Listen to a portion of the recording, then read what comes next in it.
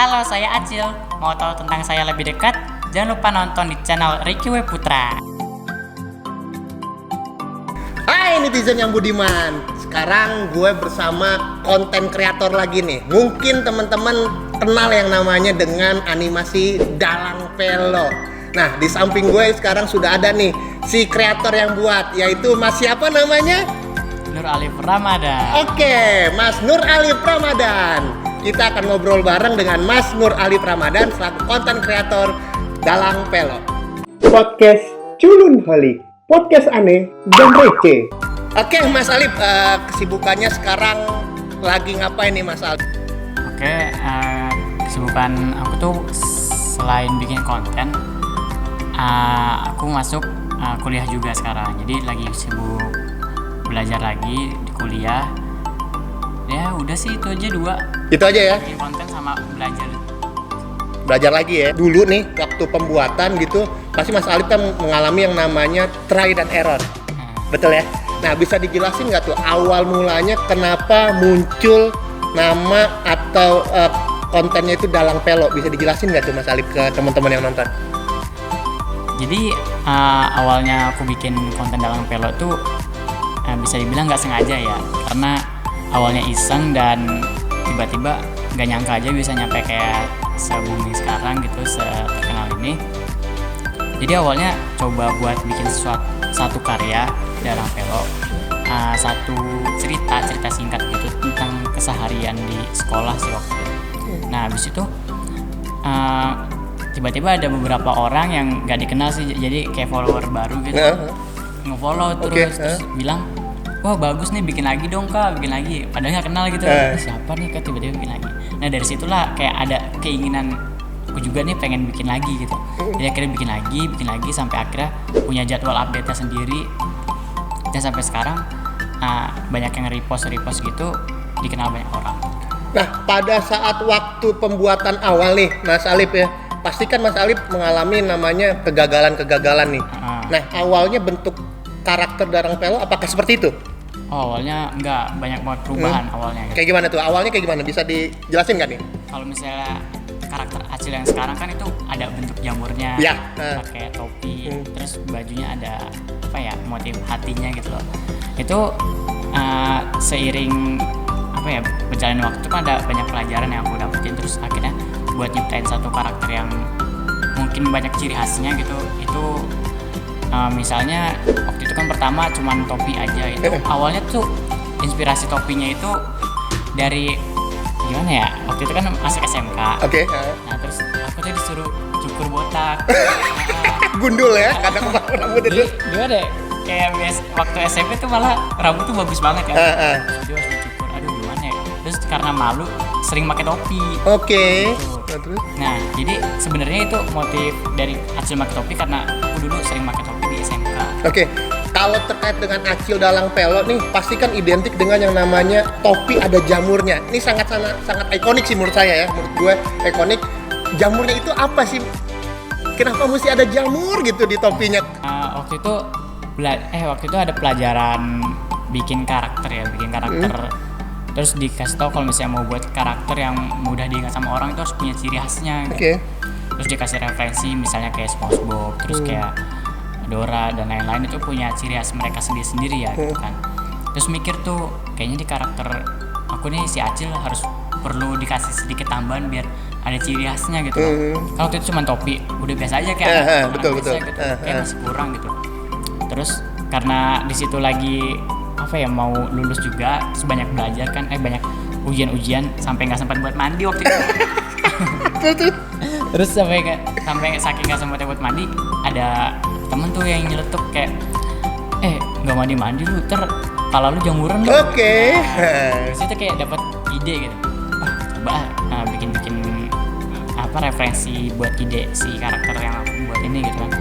Awalnya bukan jamur sih, ada beberapa referensi kayak ada bintang, terus ada konde. Nah, sampai akhirnya nentuin tuh mana yang bagus ya. Nah dapet dah akhirnya jamur.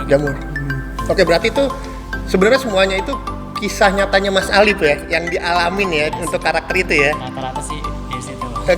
Nah kalau di Dalang Pelo kan banyak karakternya nih Mas Alif ya. Nggak hanya Acil. Ada siapa aja Mas? Bisa dijelasin nggak ke teman-teman? Ada si Larry, temennya Acil yang bandel. Terus? Terus ada Om Gepeng. Oke. Dia kayak yang dampingi Acil sama Larry. Dan satu lagi ada si monyet kan. Monyet yang warna kuning ya kalau nggak salah, itu yang ngocol kalau saya lihat. Itu hewan peliharaannya Om Gepeng. Oke, nah di sini di karakter itu apakah semua suaranya Mas Alif yang mengisi? Benar. Benar. Nah, mungkin banyak yang belum tahu ya, karena keempat karakter utama itu aku yang mengisi suaranya. Bisa nggak sih dicontohin dari Acil, Om Gepeng, Larry, sama si monyet Kane ini? Bisa nggak? Bisa. Misalnya Acil coba Mas. Misalnya nyapa teman-teman ya. Oke. Halo teman-teman semuanya, perkenalkan nama aku Acil. Oke. Kalau Om Gepeng ini yang kumisan yang pakai blangkon ya. Coba. Dia ngomong apa ya kira-kira ya? Nyapa juga. Nyapa aja coba. Halo semuanya, perkenalkan nama saya Om Gepeng dan saya suka makan daging ayam. Beda-beda. Iya. Nah, si Larry nih temennya Acil yang bandel sih kalau saya ngocol ya. Coba gimana? Justru si Larry pakai suara yang sehari-hari aku pakai malah. Oke, gimana? Lebih kayak datar aja suaranya. Bisa kayak gini. Males banget lagi harus bantuin Om Gepeng hari ini.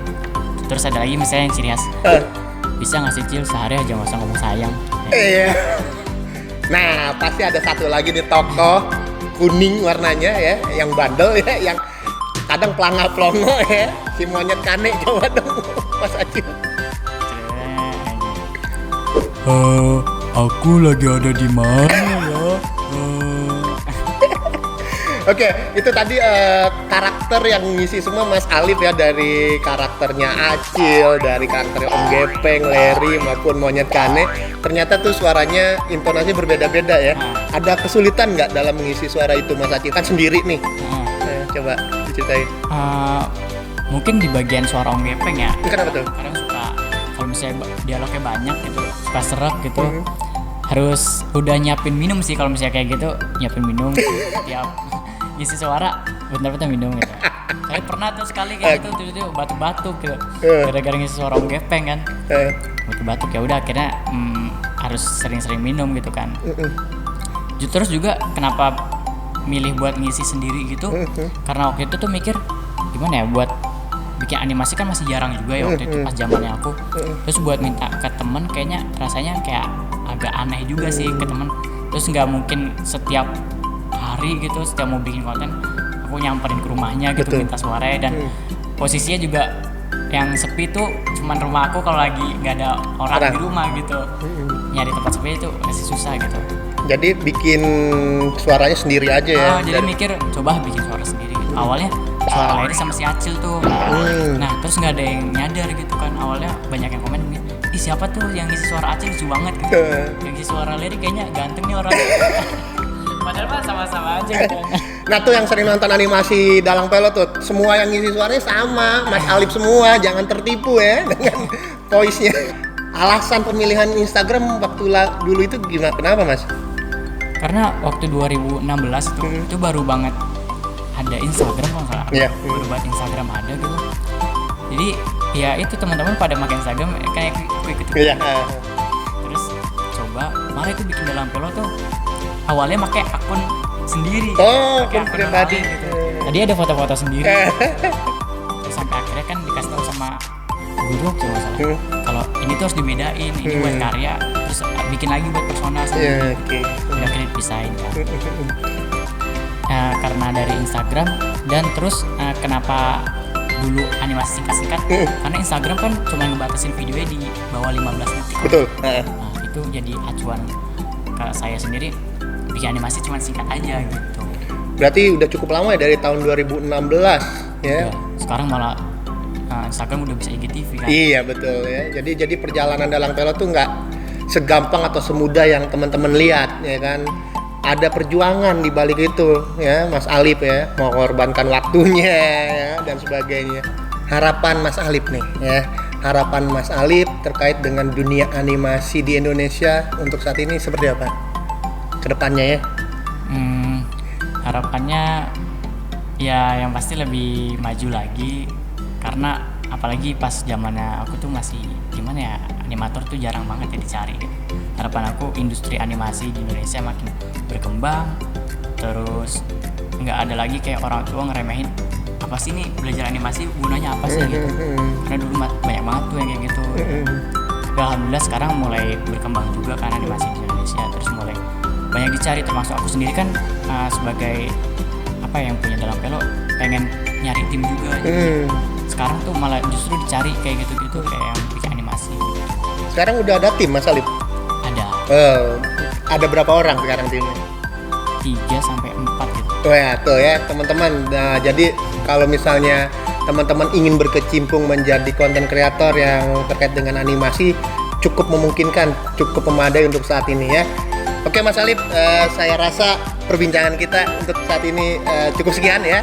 Terima kasih telah hadir di podcast kali ini ya. Saksikan terus podcast Culinoholic, jangan sampai lewat ya. Dan kita ketemu lagi minggu depan. Podcast Culinoholic, podcast aneh dan receh.